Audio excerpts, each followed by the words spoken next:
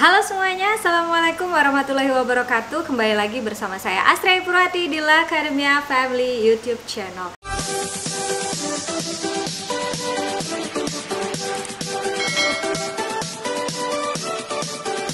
Nah, kali ini saya ingin sharing kepada Anda semua, para dosen di seluruh Indonesia yang mungkin ya saat ini sedang was-was ataupun sedang aware terhadap dunia perskopusan ya kalau kita bilang. Nah, mengapa demikian ya? Karena kalau kita lihat hampir setiap bulan ya Scopus meriliskan list of discontinued ya, yang mana listnya ini pun tidak sedikit ya, 14 jurnal sampai 18 jurnal yang baru-baru ini memang mereka rilis dikeluarkan dari listnya Scopus. Nah, selain itu lagi kita lihat juga telah banyak ya yang beredar ya bahwa Elsevier secara resmi juga telah meriliskan temuan mereka terkait dengan negara-negara yang artikel-artikelnya itu banyak sekali terindikasi predator. Nah, salah satunya negara kita, Indonesia, berada di tingkatan-tingkatan yang termasuk teratas juga, bergandengan dengan negara-negara lain seperti Iran dan seterusnya gitu. Nah, jadi ya di sini mungkin memang kita sebagai dosen tentunya banyak sekali ya pro dan juga kontra terkait dengan Scopus ini ya, dan juga ketakutan-ketakutan kita akan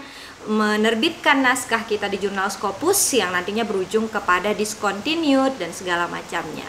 Nah, untuk itu ya, kali ini video ini akan membagikan kepada Anda semuanya bagaimana langkah-langkah untuk mengenali Scopus ya, untuk sebagai tempat untuk mengirimkan naskah terbaik kita yang tentunya ya bebas dari predatory Scopus jurnal dan juga ya tidak berpotensi untuk di discontinue, karena masih banyak sekali jurnal-jurnal terindeks Scopus ini yang memang kualitasnya bagus, jadi Anda tidak perlu khawatir. Nah, apa saja langkah-langkahnya ya? Mari kita simak video berikut ini.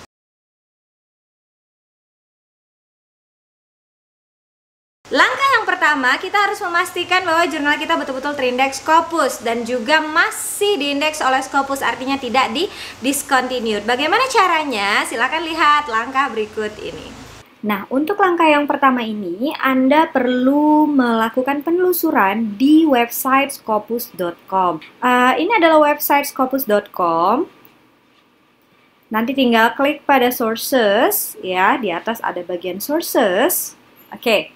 Nah, dalam pencarian di scopus.com ini nantinya dia menyediakan laman pencarian yang bisa Anda eksekusi untuk melakukan pencarian subjek area. Nah, ini jika Anda belum menemukan jurnalnya, Anda bisa pilih subjek area untuk mencari jurnal Scopus sesuai dengan subjek area ataupun bidang ilmu Anda.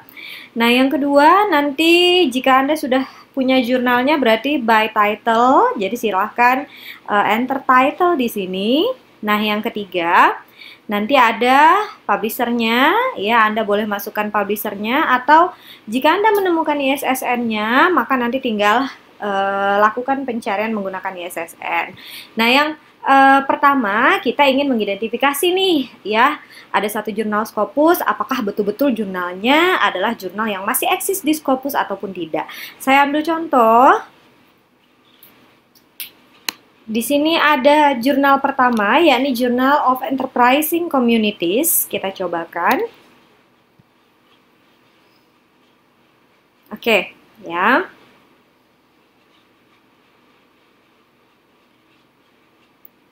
Nah, yang harus Anda lihat di sini adalah Scopus coverage years-nya, ya. Journal of Enterprising Communities ataupun JSC ini dari tahun 2007 hingga present, berarti dia masih continue ya eksis di Scopus, terindeks oleh Scopus. Ya, kita bandingkan dengan jurnal yang kedua. Oke. Kita coba jurnal yang kedua. Ini.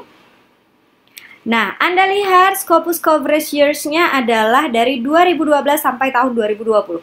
Artinya, jurnal yang kedua ini, yakni International Journal of Supply Chain Management, ini sudah di-discontinued oleh Scopus hingga di cover terakhir oleh Scopus adalah terbitan pada tahun 2020.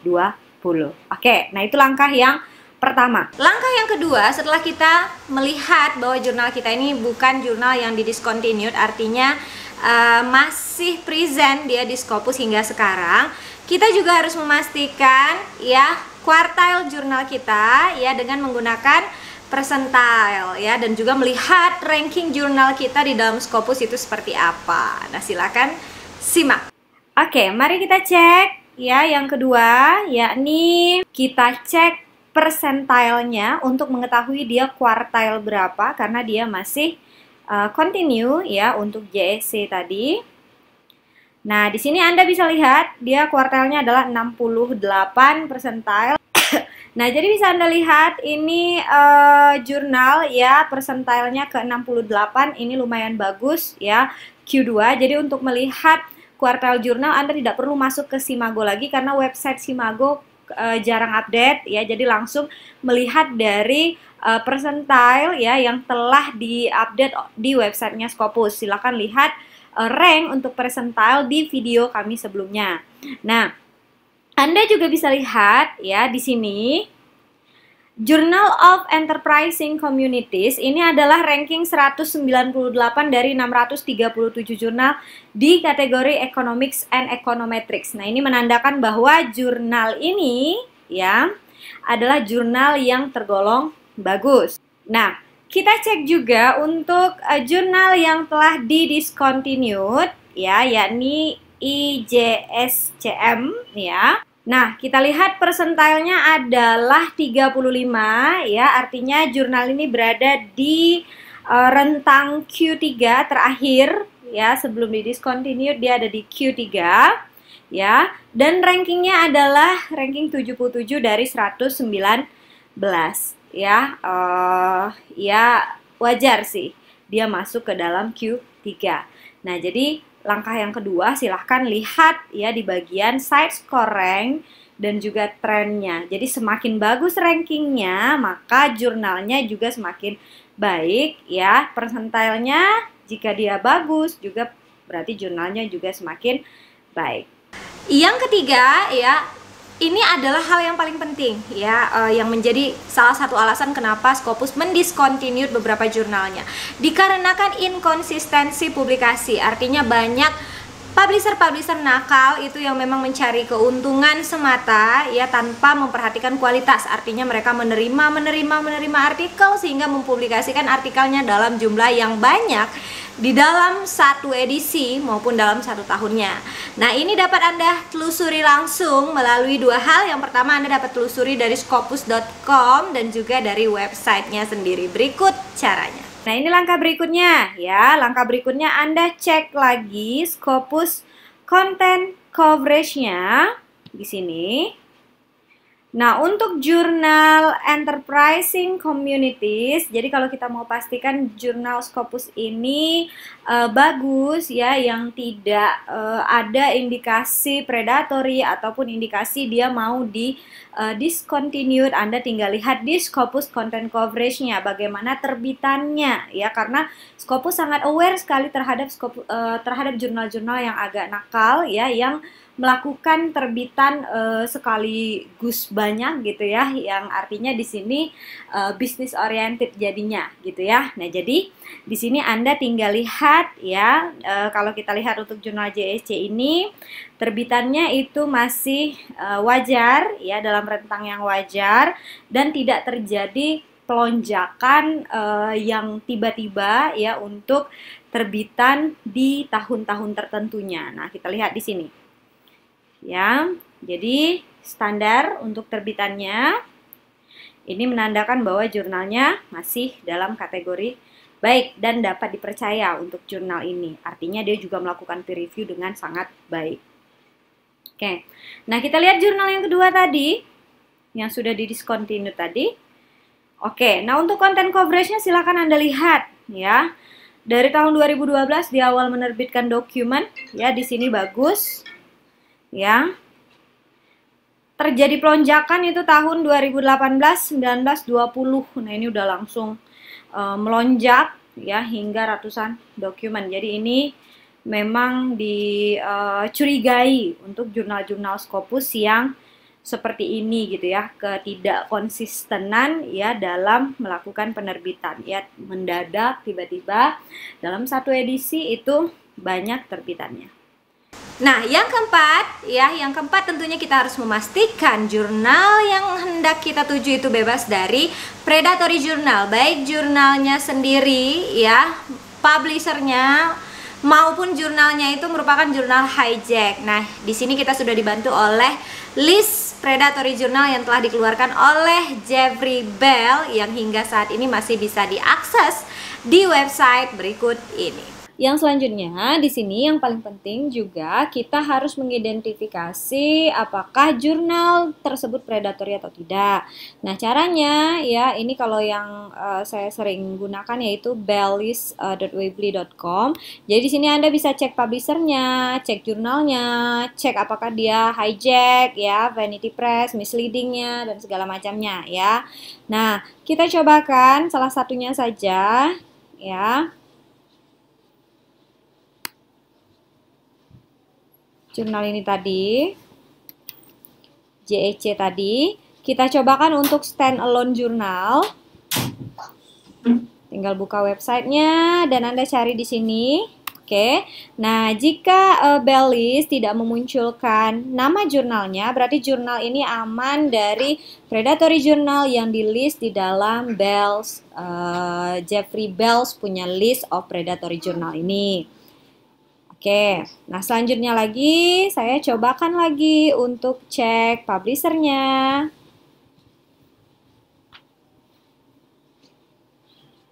Oke, kita coba cek publishernya.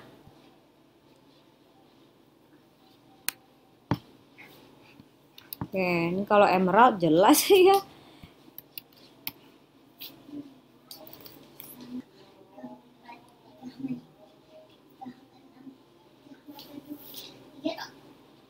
Nah, ya, yang Emerald tentu tidak ya, tidak dalam list. Yang ada di sini Emerald Tree Publishing. Nah, ini beda lagi. Beda publisher.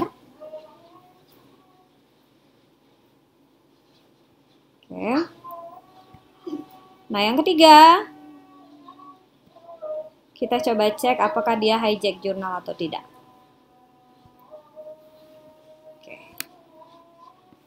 Masukkan kembali namanya. Oke, dia tidak ada di dalam hijack jurnal. Nah, yang kelima, yang terakhir, yang ini harus Anda pastikan ketika Anda mengirimkan naskah ke dalam jurnal Scopus. Nah, jurnal Scopus ini biasanya yang kualitasnya bagus, tentunya tidak terlalu menerapkan APC article publication charge yang terlalu mahal ya, meskipun memang ada beberapa yang kualitasnya bagus juga harganya mahal, tetapi ya banyak juga yang kualitas jurnalnya bagus ya, tetapi mereka meletakkan APC yang rendah ya bagi para penulis maupun gratis. Nah, tentunya ya APC yang rendah maupun gratis ini nantinya sejalan dengan proses peer review yang mereka terapkan.